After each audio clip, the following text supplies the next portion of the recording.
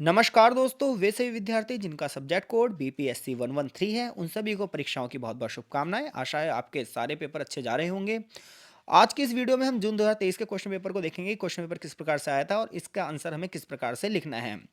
तो देखिए, question paper 100 number का होगा और जो इंग्लिश मीडियम के स्टूडेंट है वो वीडियो के एंड में जाकर अपना क्वेश्चन पेपर देख सकते हैं कि इंग्लिश मीडियम में कैसे आया था क्वेश्चन। 400 वर्ड्स में आपको आंसर लिखना है। देखो, जो फिलॉसफी के क्वेश्चंस होते हैं, वेस्टर्न फिलॉसफी है, तो इसमें सबसे पहले आप जो थिंकर होगा, जो फिलोसोफर हैं, उनके आप जीवन परिचय को दोगे, यानी कि इंट्रो को बताओगे सबसे पहले। जैसे कि पहला क्वेश्चन है, वर्ग विभेद पर मार्क्स के दृष्टिकोण को परिभाषित कीजिए। तो सबसे पहले कार्ल मार्क्स का इंट्रो दोगे आप 4 से 5 लाइन में। कार्ल मार्क्स कौन थे, उनकी कुछ किताबों के बारे में बताओगे, कम्युनिस्ट मैनिफेस्टो लिखी है उन्होंने। और फिर आओगे क्वेश्चन के बाद। तो वर्ग विभेद के बारे में कार्ल मार्क्स ने क्या बताया था? तो कार्ल मार्क्स ने ये कहा था कि पूंजीवादी व्यवस्था की वजह से समाज में दो वर्ग होते हैं। एक वर्ग के पास संसाधनों की भरमार होती है और संपत्ति अथाह होती है, जबकि जो दूसरा वर्ग है वो मजदूर वर्ग है और उसका बड़े पैमाने पर शोषण किया जाता है और धीरे धीरे करके उसकी संपत्ति की धारणा उससे छीन ली जाती है। तो ऐसे में मार्क्स ये कहते हैं कि एक दिन वर्ग संघर्ष होगा और जो निम्न वर्ग है, जो मजदूर वर्ग है, वो एक दिन क्रांति करेगा और जितने भी पूंजीपति हैं उनसे वो सारी संपत्ति छीन ली जाएगी। यानी कि एक तरीके से जो अमीर गरीब के बीच का डिस्टेंस है, उसके लिए वो ना कैपिटलिस्ट अप्रोच को, यानी कि पूंजीवादी विचारधारा को क्या कर रहे हैं, दोषी ठहरा रहे हैं। तो यहाँ पर आप सबसे पहले कार्ल मार्क्स के बारे में बताओगे 4-5 लाइनों में, फिर वर्ग विभेद के बारे में बताओगे, फिर उससे निपटने के लिए कार्ल मार्क्स ने क्या उपाय सुझाए थे इसके बारे में बताओगे, जो कि मैंने थोड़ा सा आपको यहाँ पर डिफाइन कर दिया है। अगला क्वेश्चन है, पूंजीवाद पर टिप्पणी कीजिए। तो देखो, आप सभी को पता है यूरोप में पहले सामंतवाद चलता था, यानी कि पहले फ्यूडलिज्म चलता था। तो पहले इसमें यहाँ पर आप सामंतवाद के बारे में बताओगे।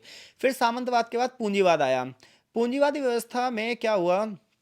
अत्यधिक पूंजी लगेगी, उत्पादन बड़े मात्रा पे होगा, उत्पादन कारखानों में होगा, मशीनों का प्रयोग किया जाएगा और बड़े पैमाने पर पूंजीवाद के परिणामस्वरूप साम्राज्यवाद और फिर उपनिवेशवाद फैलता चला जाएगा। तो एक तरीके से आपको स्टेप टू स्टेप सामंतवाद से शुरू करना है, फिर पूंजीवाद और लाके उपनिवेशवाद पर छोड़ देना है और पूंजीवाद की विशेषताएं बता देनी है और इसकी कमियां भी बतानी है।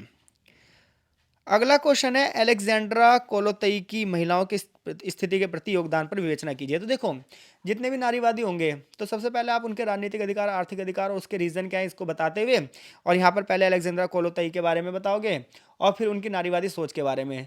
अगर आपको नहीं भी आता फिर भी आप नारीवादी उत्थान के ऊपर लिख सकते हैं। अगला क्वेश्चन है, तर्क संगतता क्या है, व्याख्या कीजिए। यानी किसी भी चीज़ के पीछे जो हम लॉजिक देते हैं, तो वो लॉजिक के पीछे क्या रीज़न है, वो चीज़ें क्या होती हैं, लॉजिकल अप्रोच क्या है, इसके बारे में आपको बताना है। तो एक यूनिट से आपको 2 क्वेश्चन करने हैं, एक यूनिट से 3 क्वेश्चन करने हैं। तो आपको शुरुआत वाले भी 2 क्वेश्चन कर सकते हो, या जो भी 2 या 3 आपको आते हैं जो आपने पढ़ रखा है उस हिसाब से क्वेश्चन कर सकते हो। यूनिट नंबर 2 है, रूसो के प्रबोधन के आलोचनात्मक विचारों की टिप्पणी कीजिए। तो सबसे पहले आप जो जैक रूसो के इंट्रो को बताओगे, फिर आप बताओगे जो रूसो हैं, इन्होंने एनलाइटमेंट, यानी कि यूरोप में जो प्रबोधन हुआ, रेनेसा और एनलाइटमेंट के बारे में जो आपने पढ़ा है वहाँ पर, तो प्रबोधन के बारे में बताओगे। यूरोप में जो प्रबोधन का युग आया, बड़े पैमाने पर ज्ञान विज्ञान का प्रचार प्रसार हुआ, इसमें जो रूसों का योगदान है उसको आपको क्रिटिसाइज करना है, ठीक है। नेक्स्ट क्वेश्चन है, लिबरलिज्म के बारे में बताना है, यानी कि उदारवादी प्रतिनिधि सरकार के प्रति रूसों की जो दृष्टिकोण है उसकी फिर से आपको क्रिटिसाइज करना है।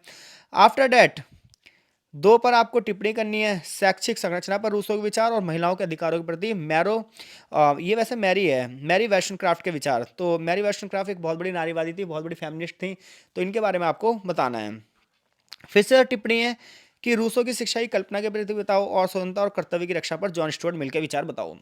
तो देखो, जॉन स्टुअर्ट मिल जो है ये बहुत ज़्यादा इंपॉर्टेंट है, इसके बारे में आप ऑन लिबर्टी जरूर पढ़िएगा, ये पेपर में आने की बहुत संभावना होती है। और रूसों के ऊपर तो इस वाले क्वेश्चन पेपर में बहुत ज़्यादा क्वेश्चन आ चुके हैं, तो मेरे हिसाब से इस बार इसमें इतने क्वेश्चन नहीं आने चाहिए। तो आई होप सो चीज़ें आपको थोड़ी बहुत समझ में आई होंगी, थोड़ी बहुत हेल्पफुल ये वीडियो रही होगी।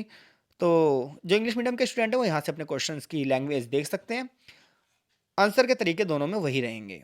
मिलते हैं आपसे नेक्स्ट वीडियो में, तब तक के लिए आपका बहुत बहुत धन्यवाद।